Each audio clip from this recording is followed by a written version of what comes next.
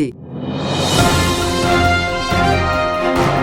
Va ora in onda Radio Giornale Bellunese. Notizie quotidiane sulla provincia di Belluno.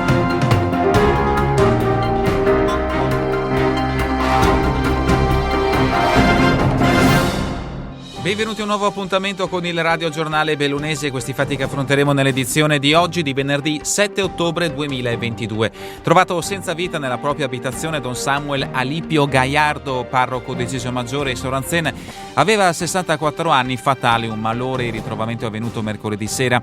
Nato in Cile, dopo diverse esperienze tra Egitto, Siria, Libano, Iraq e Iran, Don Samuel guidava le comunità di Cisio e Soranzen dal 2019. I funerali saranno celebrati domani, sabato 8 ottobre alle 10 nella chiesa parrocchiale di Cisio Maggiore. Falsi Green Pass ottenuti con vaccinazioni fittizie, 7 bellunesi iscritti nel registro degli indagati. I 7, raggiunti da avviso di garanzia, si sarebbero rivolti a un medico di Ravenna il quale avrebbe simulato le vaccinazioni per far ottenere ai clienti la certificazione verde. 250 le persone coinvolte nell'inchiesta condotta dalle procure di Belluno e Ravenna.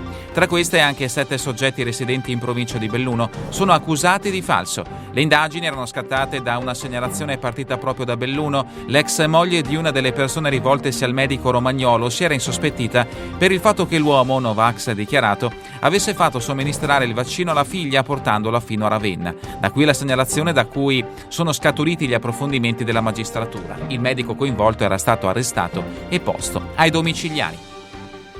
Alpinisti inglesi bloccati in montagna a Cortina. La coppia, 35-34 anni, ha sbagliato via e abbandonato la traccia fino a rimanere incrodata in un canale nella zona di Forcella Granda. Impossibilitati a proseguire, i due hanno lanciato l'allarme. Sul posto è intervenuto l'elicottero del SUEM di Pieve di Cadore. Individuati, gli escursionisti sono stati recuperati e lasciati a valle.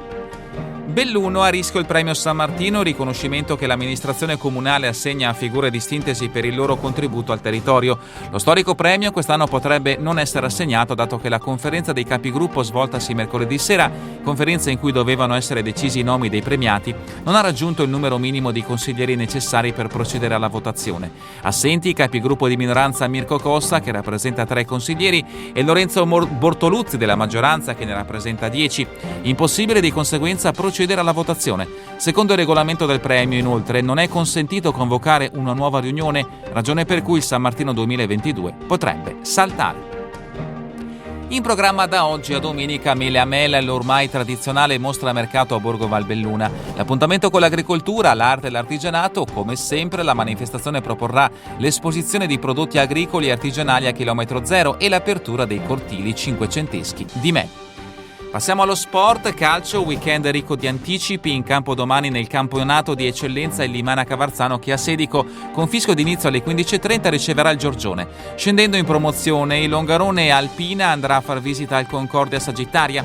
In prima, derby tra Borgo Valbelluna e Schiara, in seconda invece in programma Gemelle Fulgor Farra.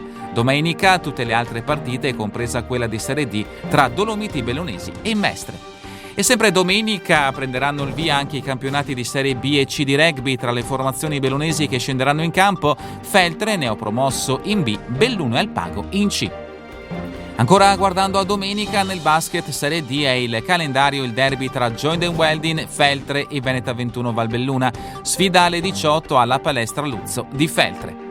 Ok, quinto successo consecutivo per il Cortina, vittorioso ieri sera per 1-0 nella trasferta austriaca contro il Linz. Un risultato maturato grazie al gol siglato da Riccardo Lacedelli a metà gara, che consente agli ampezzani di conservare il terzo posto nella classifica di Alps League. Ampezzani che saranno nuovamente sul ghiaccio domani sera contro gli Unterland Cavaliers di Egna. E infine la pallavolo Coppa Veneto femminile, vediamo i risultati delle gare disputate ieri sera con il doppio derby bellunese. 3-1 l'esito di Sedico Feltre, 3-0 invece la vittoria del Limana sul Belluno. Spes Belluno battuta al tie break dall'Aurora Vittorio. Sempre per quanto riguarda il volley, a livello maschile domenica ci sarà il debutto del nuovo campionato di A3 per la Darol Logistics Belluno in trasferta a San Donà. È davvero tutto per questa edizione del Radio Giornale Bellunese. Vi ricordo che le notizie sono tratte dai quotidiani newsinquota.it, il Gazzettino di Belluno, il Corriere delle Alpi e dal sito del settimanale L'Amico del Popolo. A voi tutti un buon proseguimento di giornata, in compagnia come sempre di Radio ABM, la web radio dell'Associazione Bellunesi nel Mondo. Avete ascoltato Radio Giornale Bellunese, notizie quotidiane sulla provincia di Belluno.